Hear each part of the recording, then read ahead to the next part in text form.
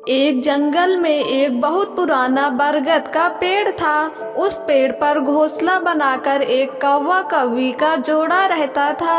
उसी पेड़ के खोखले तने में कहीं से आकर एक दुष्ट सर्प रहने लगा। हर वर्ष मौसम आने पर कौवी घोंसले में अंडे देती और दुष्ट सर्प मौका पाकर उनके घोंसले में जाकर अंडे खा जाता।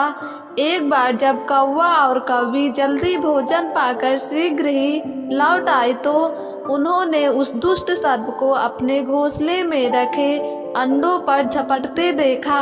अंडे खाकर सर्प चला गया। कौवे ने कौवी को ढाढ़स बंधाया, प्रिय हिम्मत रखो, अब हमें शत्रु का पता चल गया है, कुछ उपाय भी सोच लेंगे। कौवे ने काफी सोचा विचारा और पहले वाले घोंसले को छोड़ उससे काफी ऊपर टहनी पर घोंसला बनाया और कौवी से कहा, यहाँ हमारे अंडे सुरक्षित रहेंगे। हमारा घोंसला पेड़ की चोटी के किनारे निकट है और ऊपर आसमान में चील मंडराती रहती है। चील सांप की बैरी है। दुष्ट सर्प यहाँ तक आने का साहस नहीं कर पाएगा।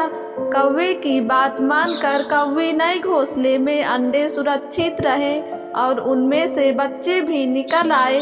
उधर सर्प उनका घोंसला खाली देखकर यह समझ गया कि उसके डर से कौवा कौवी शायद वहां से चले गए हैं, पर दुष्ट सर्प टोल लेता रहता था। उसने देखा कि कौवा कौवी उसी पेड़ से उड़ते हैं और लौटते भी वही हैं। उसे यह समझते देर नहीं लगी कि उन्होंने नया घोंसला उसी पेड़ पर ऊपर बना रखा है। एक दिन सर्प खोह से निकला और उसने कौवों का नया घोंसला खोज लिया। घोंसले में कौवा दंपति के 3 नवजात शिशु थे। दुष्ट सर्प उन्हें एक एक करके घपाघप निगल गया और अपने खोह में लौटकर डकारे लेने लगा। कौवा व कौवी लौटे तो घोंसला खाली पाकर सन्न रह गए। घोंसले में हुई टूट फूट व नन्हे कौवों के कोमल पंख बिखरे देखकर वह सारा माजरा समझ गए।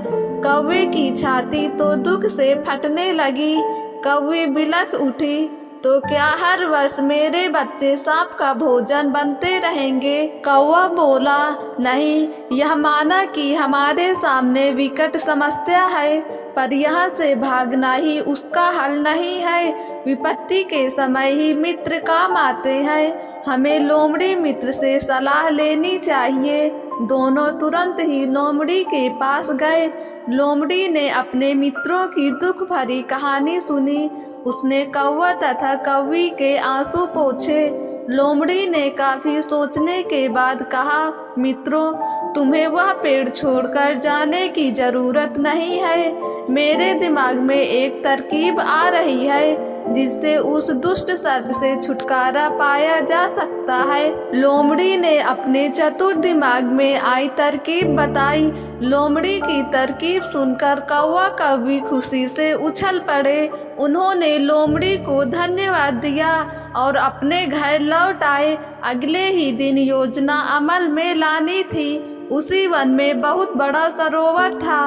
उसमें कमल और नरगिस के फूल खिले रहते थे। हर मंगलवार को उस प्रदेश की राजकुमारी अपनी सहेलियों के साथ वहां जल क्रीड़ा करने आती थी। उनके साथ अंगरक्षक तथा सैनिक भी आते थे। इस बार राजकुमारी आई और सरोवर में स्नान करने जल में उतरी तो योजना के अनुसार कौवा उड़ता हुआ वहां आया। उसने सरोवर तट पर राजकुमारी तथा उसकी सहेलियों द्वारा उतार कर रखे गए कपड़ों व आभूषणों पर नजर डाली। कपड़े से सबसे ऊपर था राजकुमारी का प्रिय हीरे व मोतियों का विलक्षण हार। कौवे ने राजकुमारी तथा सहेलियों का ध्यान अपनी ओर आकर्षित करने के लिए कांव कांव का शोर मचाया। जब सबकी नजर उसकी ओर घूमी तो कौवा राजकुमारी का हार चोंच में दबाकर ऊपर उड़ गया। सभी सहेलियां चीखी, देखो देखो, वह राजकुमारी का हार उठाकर ले जा रहा है। सैनिकों ने ऊपर देखा तो सचमुच एक कौवा हार लेकर धीरे धीरे उड़ता जा रहा था। सैनिक उसी दिशा में दौड़ने लगे। कौवा सैनिकों को अपने पीछे लगाकर धीरे धीरे उड़ता हुआ उसी पेड़ की ओर ले आया। जब सैनिक कुछ ही दूर रह गए तो कौवे ने राजकुमारी का हार इस प्रकार गिराया कि वह सांप वाले खोह के भीतर जा गिरा। सैनिक दौड़कर खोह के पास पहुँचे। उनके सरदार ने खोह के भीतर झांका। उसने वहां हार और उसके पास में ही एक काले सर्प को कुंडली मारे देखा। वह चिल्लाया, पीछे हटो, अंदर एक नाग है। सरदार ने खोह के भीतर भाला मारा। सर्प घायल हुआ और फुफकारता हुआ बाहर निकला। जैसे ही वह बाहर आया, सैनिकों ने भालों से उसके टुकड़े टुकड़े कर डाले। इस कहानी से हमें यह शिक्षा मिली है कि सूझबूझ का उपयोग कर हम बड़ी से बड़ी ताकत और दुश्मन को हरा सकते हैं। बुद्धि का प्रयोग करके हर संकट का हल निकाला जा सकता है। दोस्तों, अगर आपको ये कहानी पसंद आई हो तो हमारे YouTube चैनल को सब्सक्राइब करके बेल आइकन को क्लिक कर दें ताकि वीडियो का नोटिफिकेशन सबसे पहले आप तक पहुँचे।